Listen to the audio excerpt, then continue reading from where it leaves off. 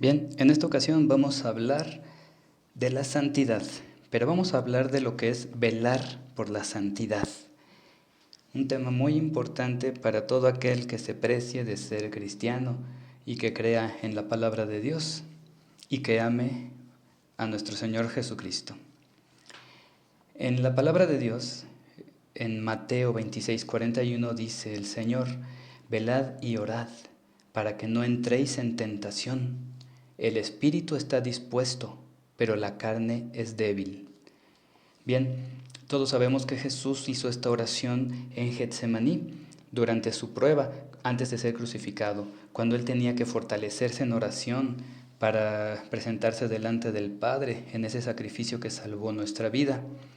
Es decir, el Señor les dijo a sus discípulos esto: oren y velen, es decir, vigilen. Eso significa velar, vigilar. Es muy importante esta palabra. En otra versión dice: estén despiertos y oren para que no caigan en la tentación.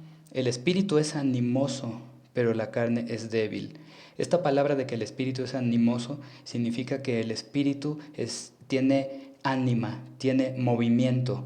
Ánima viene de animar, viene también de ahí la palabra alma, que es lo que produce el movimiento a nuestro cuerpo. El espíritu tiene deseos de moverse, pero la carne es débil. Y la carne es débil, somete al espíritu y no lo deja actuar. Es decir, también dice en otra versión: mas la carne enferma. Esta palabra enferma todos la conocemos, de ahí viene nuestra palabra moderna enfermedad. Y significa la palabra enfermedad perder la firmeza, sin firmeza, indispuesto. De hecho, la palabra en inglés para enfermedad es infirmity, que significa lo mismo: no estar firme, no tener la fuerza para estar firme. Y en este caso es lo que Jesucristo quiere. Quiere que nosotros, lo contrario de esto, estemos firmes en nuestro espíritu, estemos velando y orando constantemente, porque si no lo hacemos, entramos en la tentación. El contexto es Getsemaní, ¿verdad? Esto es muy importante. Todos hemos escuchado Getsemaní, que ese es el lugar donde Jesucristo oraba. Y normalmente en la palabra de Dios encontramos varias veces que Jesús estaba ahí en Getsemaní. Era uno de sus lugares preferidos. El significado de la palabra Getsemaní es prensa de aceite, es decir, algo en donde se exprimen los olivos para sacarles el aceite. La palabra Gat significa prensa o lagar. Es para apretar, es para oprimir. Y la palabra Eshmaneí significa aceites. Entonces, eso significa Getsemaní, la prensa donde se saca el aceite.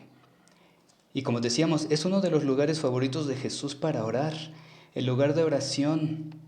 Este lugar de oración es donde Jesús fue presionado para nuestra salvación. Es donde Él comenzó a sentir esa presión, ese dolor y esa, no duda, pero sí ese deseo de, si es la voluntad del Padre, ser librado de esta prueba. Sin embargo, Él sabía que necesitaba pasar por esa prueba, necesitaba ser presionado para que al perder su vida saliera vida para nosotros, que ese es uno de los símbolos del Espíritu Santo, el aceite que enciende el fuego de Dios en nuestro corazón.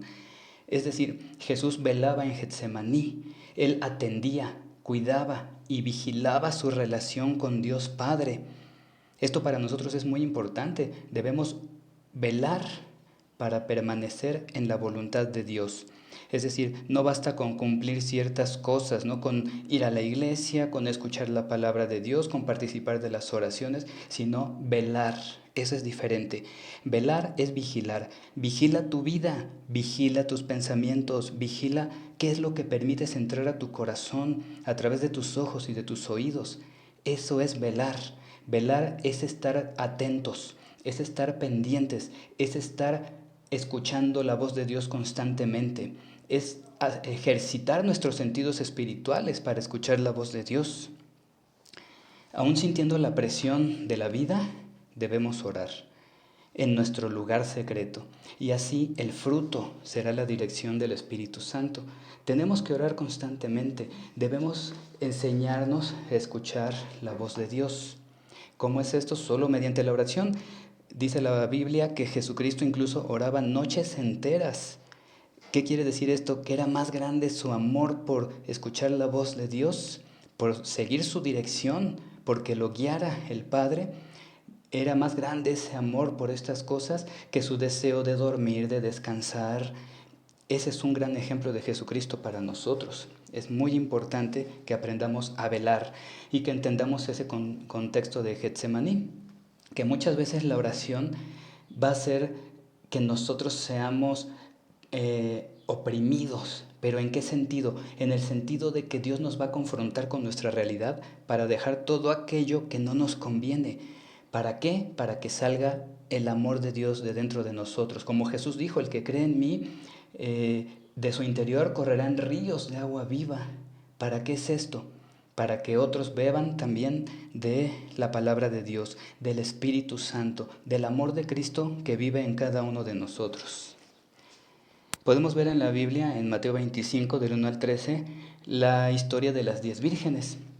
Todos sabemos que eran 10 vírgenes que iban a recibir al novio y que llevaban lámparas. Pero 5 de ellas eran prudentes y las otras 5 eran imprudentes, o como dicen en algunas versiones de la Biblia, eran insensatas. 5 tenían aceite, que en este caso es el símbolo del Espíritu Santo que enciende el fuego y lo mantiene así, lo mantiene encendido. El fuego por sí mismo se acaba, necesita del aceite, que es el Espíritu Santo de Dios. Entonces, qué importante que tengamos ese aceite en nosotros mediante velar. Velar provoca que en nuestra vida nosotros recibamos ese aceite para poder mantener nuestras lámparas encendidas. Las otras 5 vírgenes, las que eran imprudentes, no habían comprado aceite, no se habían prevenido, no habían estado en oración, no buscaban a Dios y su palabra. Ellas se conformaban con lo poco que escuchaban de otros. Es decir, por eso les pedían a las otras 5 vírgenes, a las que sí llevaban el aceite, se los pedían, porque ellas no tenían. A ellas se les hacía fácil: oigan, ustedes tienen aceite, denos un poco a nosotras. Ellas dijeron: no, a nosotras nos costó este aceite tenerlo, vayan a donde lo venden. ¿Qué significa esto para nosotros? Ve tú con Dios y ora. Yo puedo hablarte de la palabra de Dios, yo puedo compartirte del amor de Cristo, pero tú debes tener una experiencia viva y personal. Es decir, estas segundas 5 vírgenes no querían ser presionadas, no querían entrar a la prensa de Dios, no querían pagar el precio necesario para recibir ese aceite, para poder tener la bendición de Dios, para aprender a escuchar su voz directamente y para que fuera el mismo Espíritu Santo quien les proveyera de esa luz necesaria para ver el camino de la vida conforme a la voluntad de Dios. ¿Y cuál es el resultado? Es muy triste. Cuando llega el novio, les dice: no las conozco. Es decir, ellas querían entrar, decían: déjenos entrar. Y él decía: no, yo no las conozco, no las veo, no veo luz en ustedes, no veo que ustedes estén iluminadas, no puedo verlas. Es decir, no veo el sello del Espíritu Santo en sus vidas. Y entonces ellas se quedan afuera. Y ellas no participan de la boda y no participan de la fiesta ni de la alegría del novio y de la novia. Velar y orar es muy importante. Velar y orar es entrar en la prensa de Dios, es nuestro propio Getsemaní, no porque siempre tenga que haber en nuestra oración angustia, como nuestro Señor tuvo angustia en Getsemaní y le pedía al Padre: Padre, si es tu voluntad, que no pase esto en mí, que no suceda, que no tome yo de esta copa, pero que no se haga como yo quiero, sino como es tu voluntad, Padre. No siempre va a haber una presión de ese tipo en nuestra oración, pero lo que sí debe de haber es nuestra disposición de dar nuestro tiempo a la oración. Puedes dormir un poco más tarde para poder estar velando y orando delante de Dios. E incluso el Señor les decía a sus discípulos, porque los encontraba dormidos ahí en Getsemaní, Él les dijo: yo voy más adelante, quédense aquí ustedes y oren. Y después de una hora regresaba el Señor y les decía a sus discípulos, porque los encontraba dormidos: ¿no han podido velar conmigo ni una hora? Es decir, que el Señor nos pide por lo menos una hora Bueno, y ya si no una hora, unos minutos, pero que de verdad nuestro amor por Dios sea genuino y de esa manera podamos nosotros expresarnos delante de Él. Y cuando nuestro amor a Dios, nuestra gratitud al Señor son verdaderos, entonces no medimos siquiera el tiempo. El tiempo no pasa para nosotros. Incluso se nos hace corto el tiempo para poder estar en oración delante de Dios. Es importante por todo esto velar y orar. ¿Por qué? Porque aprendiendo a escuchar la voz de Dios, aprendemos lo que de verdad es importante para nuestra propia vida. No es un requisito cristiano el hacer oración. Es nuestra vida con Dios, nuestra comunión, nuestra comunicación con el Señor. Jesús aceptó y tuvo la fuerza para hacer la voluntad del Padre porque velaba, porque oraba. Orar era parte natural y cotidiana de nuestro Señor Jesucristo. Ahora vamos a hablar del profeta Elías. El nombre de Elías significa instrumento de Dios o mi Dios es Yahvé. No se sabe mucho del origen de Elías, pero se sabe que él tenía sacerdocio en su vida. Él comprendía lo que era el sacerdocio y sabía levantar un altar de adoración a Dios. El Señor le otorgó el poder de hacer bajar fuego del cielo. Es muy importante esto también. Elías seguramente velaba y podía escuchar y reconocer la voz de Dios. Qué importante para que hablemos la palabra de Dios de manera genuina como los profetas. Primero debemos estar con el Señor. Debemos saber lo que es un altar de adoración a Dios y debemos saber lo que es el sacerdocio delante de nuestro Padre eterno. Si ustedes recuerdan, existían unos falsos profetas, precisamente del dios falso Baal en aquel tiempo. Y hubo una gran confrontación entre Elías y ellos. Elías y los profetas de Baal tuvieron esa confrontación en el monte Carmelo. Y en ese monte se juntaron y dijeron, el que sea el verdadero Dios va a hacer caer fuego del cielo sobre el altar. Los Baales hicieron su altar. Y estuvieron, dice, de la mañana hasta la noche haciendo oración, haciendo rituales, se cortaban ellos mismos, ofrecían su propia sangre y su altar estaba intacto. Un Dios falso no puede hacer caer fuego del cielo. Y Elías mandó incluso a mojar 7 veces el sacrificio del altar que él había levantado. Y así de húmedo como estaba, le dijo, Señor, que hoy sea demostrado en este lugar quién es el verdadero Dios del cielo. E inmediatamente el fuego cayó sobre este sacrificio, sobre el altar de Elías, y lo consumió totalmente. Entonces los Baales no tuvieron más remedio que reconocer y gritar, Yahvé es el Dios de Elías es el verdadero Dios. Cuando la iglesia vela en oración, cae fuego del cielo, y esto se nota. ¿Pero en qué se nota? En que gritemos aleluya, gloria a Dios, en que hagamos escándalos y nos pongamos a danzar por todas partes, no. Se ve el fuego del cielo en nuestra vida, en el fruto que producimos. El Señor lo dijo, por sus frutos los conocerán, por sus frutos sabrán quiénes son ustedes, de qué espíritu son.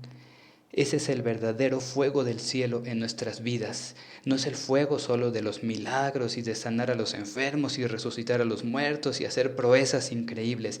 Es el de una vida humilde y obediente a Dios, en la que el Señor nos da poder y autoridad en esta tierra como hijos suyos, pero un poder para amar, para llevar a otros a los pies de Cristo y al arrepentimiento para salvación. El fruto es lo importante para Dios en nuestras vidas. Entonces este fuego del cielo, que es el resultado de nuestra relación con Dios, de un orar constante, de un amar constante al Señor, es el fruto.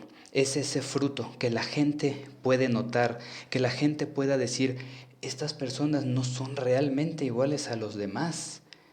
Ellos son diferentes, en ellos se nota amor, paciencia, misericordia, bondad, pero ¿por qué? No porque sea de nosotros cristianos esas características, sino porque Cristo vive a través de nosotros, porque el Espíritu Santo ha transformado nuestra existencia, nuestra vida y ha cambiado nuestra naturaleza. Cuando Cristo viene a nuestra vida de verdad, Él cambia nuestra manera de ver todas las cosas, cambia nuestra manera de vivir y de percibir este mundo.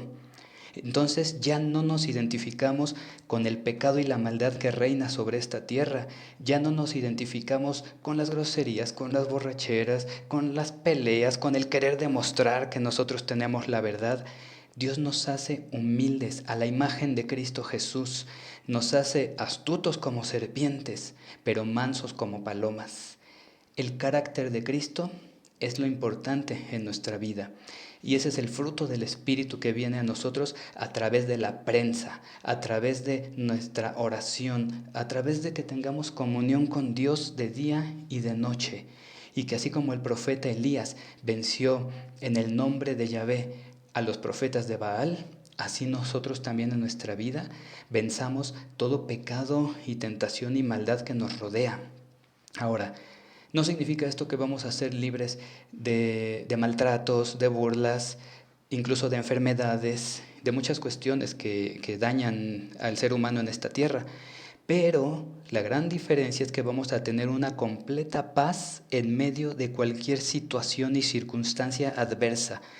Porque Jesús dijo, yo estoy con ustedes todos los días hasta el fin del mundo. Confiad, yo he vencido al mundo.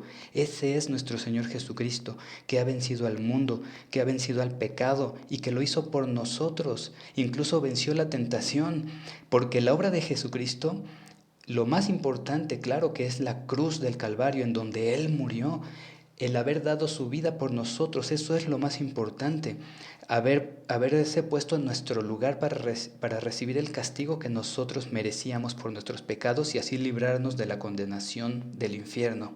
Eso es lo más importante. Pero también la vida de Cristo es muy importante, porque el Señor sabía cuál era su misión y desde que Él tuvo conciencia, Él se guardó de pecado. Él fue tentado en todas las cosas igual que nosotros, solo que no cayó en el pecado. Él fue tentado en todo, incluso podría haber habido en su pensamiento el deseo de querer tener una familia de manera normal, de poder ser como todos los demás, pero Él estaba muy claro en lo que era su misión. Y para poder llevar a cabo esa misión, Él velaba y oraba. Y eso le daba la fuerza para resistir toda tentación, que finalmente vemos cuando Él estuvo 40 días en el desierto, cómo venció las tentaciones del diablo en ese lugar. Cuando Él estaba totalmente solo, Jesucristo estaba solo, no llevó a su familia, no llevó a su mamá, no llevaba mochila con víveres, no llevaba cantimplora con agua, no llevaba nada. Y estuvo 40 días en ese desierto. Sin embargo, Él derrotó al diablo en el desierto, estando solo, porque Él sabía que el Padre estaba con Él. Porque Él fue al desierto no a pasar unas vacaciones, sino que fue a orar, a buscar la fortaleza del Padre. De hecho, dice la palabra de Dios que Jesús, cuando fue al desierto, iba lleno del Espíritu Santo. Y después de derrotar al diablo y las tentaciones y de adorar al Padre en espíritu y verdad todo ese tiempo, 40 días, regresó en el poder del Espíritu Santo. Entonces Él se fue lleno del Espíritu Santo y regresó en el poder del Espíritu Santo. ¿Por qué? Porque velaba y oraba. Recordemos que estamos hablando de lo que es velar por la santidad. La santidad, que es ese llamado que Dios tiene para todos nosotros, para todos sus hijos, ser santos como Cristo es santo, ser santos en toda nuestra manera de vivir, así debemos ser. Así el Señor nos llama a todos a tener esa santidad, ese amor, esa gracia del Espíritu Santo para resistir en este mundo hasta que venga nuestro Señor Jesucristo o hasta que Él nos llame a cada uno de nosotros a su presencia. Ahora vamos a ver sobre la misma historia de Elías, el profeta. También podemos ver lo que es el espíritu de Jezabel. Ese espíritu que todavía vive en nuestros días. El nombre de Jezabel, que fue la peor enemiga en esta tierra de Elías el profeta, Ese nombre, Jezabel, significa no exaltada, no manejable, alguien que es rebelde. Esto es muy importante. ¿Por qué? Porque ese espíritu todavía vive en este tiempo. En esta historia del profeta Elías se nos muestra que Jezabel perseguía a Elías y hacía lo imposible para matarlo. Incluso Elías mismo le tuvo miedo a ella. El mismo que mató a 800 profetas de Baal, Elías le tuvo miedo a una sola mujer. Imaginemos qué tan fuerte era el espíritu de maldad que ella tenía, que el mismo Elías le tuvo miedo y fue a esconderse de ella.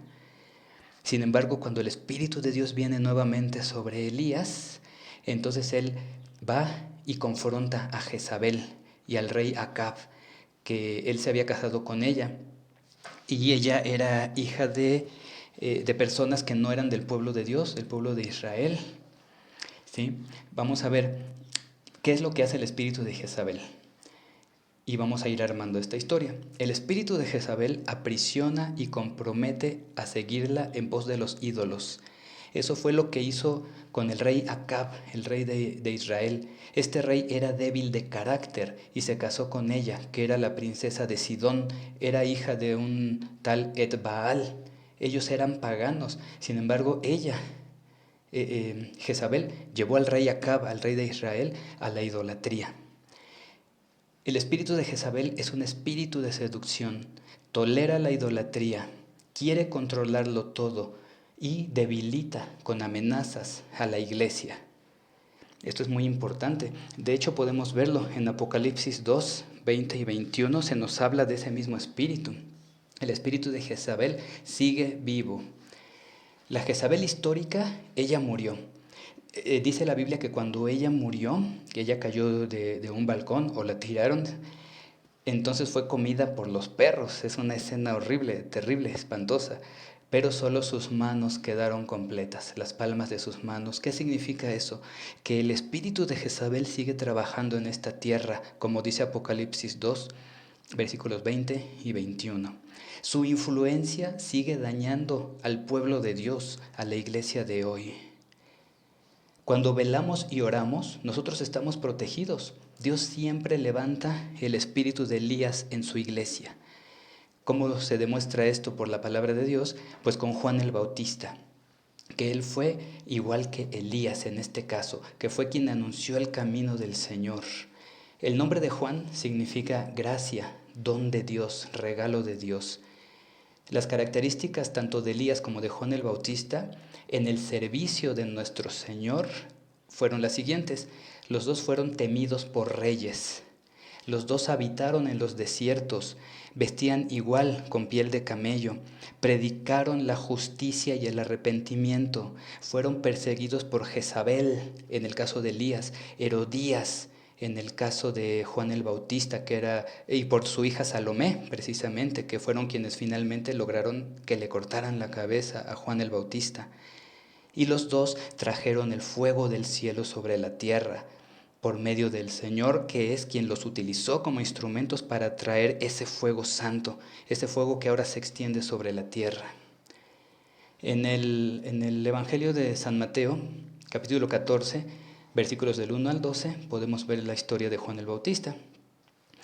En estos momentos no estoy leyendo los versículos para que ustedes los busquen, para que ustedes tengan una tarea, para que ustedes vayan al lagar y para que ustedes hagan este pequeño esfuerzo de ir a leer estos versículos y complementen este mensaje. Muy bien, entonces continuamos. ¿Qué es lo que Dios quiere? Dios quiere que la iglesia esté llena de hombres y mujeres como Elías, que hagamos bajar fuego santo del cielo, que estemos conscientes de la santidad de Dios, que estemos velando por la santidad de Dios, que exista un Pentecostés permanente. Alguna vez yo le dije a una clase de discipulado, abran su Biblia en el libro de Hechos, capítulo 29. Y guardé silencio y se quedaron, abrían sus Biblias y se miraban unos a otros, pero no me decían nada. Y finalmente me dijo uno de ellos, hermano, te equivocaste, no hay capítulo 29 de Hechos. Les digo, claro que sí lo hay. Si tú lo abres, ahí sigue la historia de tu vida, porque nosotros somos Hechos número 29. ¿Por qué? Porque somos la continuación de la iglesia del Señor, de esa iglesia que Jesucristo dejó sobre esta tierra. Y Hechos de los Apóstoles es los hechos precisamente de los discípulos de Jesucristo y de los discípulos de Jesucristo. Y esa historia viene hasta nosotros. Nosotros somos Hechos 29. Se sigue escribiendo la historia de la palabra de Dios en nuestra vida personal y particular. Entonces, que haya un Pentecostés permanente. Recordemos cómo bajó el Espíritu Santo de Dios en el día de Pentecostés, bajó como lenguas de fuego sobre todos los que estaban orando ahí después de que Cristo resucitó, y el Señor les dejó instrucciones de que estuvieran ellos precisamente, ¿qué estaban haciendo? Velando y orando, vigilando su vida espiritual y de santidad. Ellos obedecieron lo que Jesús les dijo, estaban velando y orando. Y entonces cayó el fuego del cielo, el fuego del Espíritu Santo, que hasta el día de hoy se extiende sobre toda la tierra a través de la predicación del Evangelio. Jesús vino para salvarnos. Jesús dejó a su iglesia para ser el canal de salvación, para que nosotros proclamemos la palabra del Señor, tal como lo hizo Elías y como lo hizo Juan el Bautista. Arrepiéntanse y crean en el Evangelio. Conviértanse de sus malos caminos y vengan al Señor. Tomen agua viva, tomen del agua del Señor, y de su interior correrán también ríos de agua viva que darán de beber a los sedientos de esta tierra. Qué importante es esto. Qué importante es esto, que nosotros seamos esos portadores del fuego santo de Dios. Y el Señor dice en Lucas 12:49, fuego traje a la tierra, y cómo quisiera que ya estuviera ardiendo. El Señor Jesucristo trajo ese fuego, y el deseo de nuestro Señor es que esté ardiendo sobre toda la tierra, que ese fuego santo arda por todas partes, que sea ese fuego de crear su carácter en sus hijos, que nosotros tengamos su santidad, su amor, que sigamos sus pisadas, que sigamos sus huellas, que hagamos su voluntad, que así como Jesús lo más importante que hacía era orar, así hagamos nosotros. También cuando el Señor eligió a sus 12 apóstoles, de entre tantos discípulos que Él tenía, lo primero que hizo fue ir a orar. Oró toda la noche y al día siguiente eligió a sus 12 apóstoles. Qué importante es que para cada decisión de nuestra vida velemos y oremos y sigamos el ejemplo de nuestro Señor Jesucristo. Hay que velar y orar para que el fuego sea encendido en nuestra lámpara, para que la palabra de Dios encienda nuestros corazones. Seamos Juan anunciando que Jesús viene otra vez. Es necesario que el fuego de Dios se extienda por toda la tierra antes de la segunda venida de nuestro Señor Jesucristo, que ya está muy cerca. Es muy importante también ver esta parte de la transfiguración del Señor. Cuando Él se transfiguró, llevó a 3 de sus discípulos a un monte y Él les dijo nuevamente, esténse aquí un momento, yo voy más arriba. Él fue a orar y se transfiguró. Y entonces bajaron Moisés y Elías, la ley y los profetas. Pero la voz que salió del cielo dijo, este es mi hijo, a él escúchenlo. Es decir, la ley y los profetas nos dan luz acerca de lo que es la voluntad y la palabra de Dios, pero a quien hay que escuchar directamente, personalmente, en una experiencia particular, es a Jesucristo el Señor, el Hijo de Dios Padre, nuestro Salvador, nuestro Señor, la segunda persona de la Santísima Trinidad. Entonces, nosotros necesitamos encender nuestras lámparas, necesitamos encender con la palabra de Dios nuestros corazones. Cuando el Señor se transfiguró, esa palabra precisamente, transfigurar, significa cambiar de forma. El Señor ahí nos mostró lo que Él verdaderamente es. El Señor ahí nos mostró lo que vamos a llegar a ser en nuestra verdadera naturaleza, hijos de Dios, con la naturaleza del Padre en nosotros, con la luz del Espíritu en nuestras vidas. Y en Él se cumple la palabra eterna del Padre que había anunciado a través de Moisés y de los profetas. Así que vamos a finalizar recordando esas palabras del Padre que decía, a Él oíd, escuchad a mi Hijo. La ley y los profetas nos enseñan y nos dan luz para entender quién es Cristo, Jesús el Señor, el Salvador del mundo. Pero su voz es la más importante.